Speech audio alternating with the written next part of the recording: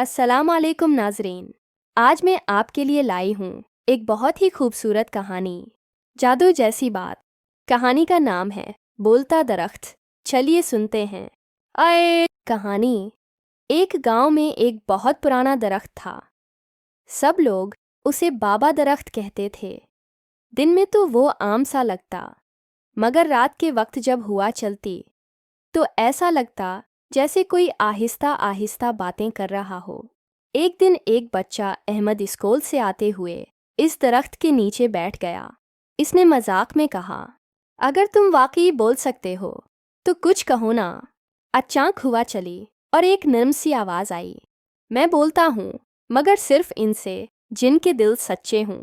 अहमद घबरा गया, मगर फिर आहिस्ता से बोला, बाबा दरख्त, तुम यहाँ कब से हो? दरख्त ने कहा, मैं तब से हूँ जब तुम्हारे दादा छोटे बच्चे थे। मैंने इस गांव को बढ़ते देखा, मगर लोग अब मेरा ख्याल नहीं रखते।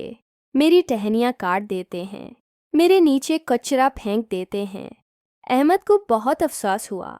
अगले दिन वो अपने दोस्तों के साथ आया। सबने मिलकर दरख्त के इर्द-गिर्द सफाई की, पानी डाला और एक तख्ती लगाई। दरख्त बोलता है, अगर तुम सुनना चाहो तो।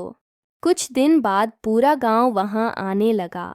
बच्चे खेलने लगे, बड़े साया लेने लगे और बाबा दरख्त फिर से खुश हो गया। रात को जब हुआ चली, दरख्त के पत्तों से हल्की सी सरगोशी आई। शुक्रिया अहमद, तुमने मुझे फिर से जिंदा कर दिया। तो नाज़रीन, सबक ये है कि दरख्त सिर्फ साया नहीं देते, जिंदगी देते हैं। इनका ख्याल रखें जैसे अहमद ने रखा। अगर आपको यह कहानी पसंद आई हो तो लाइक करें, शेयर करें और सब्सक्राइब करना ना भूलें।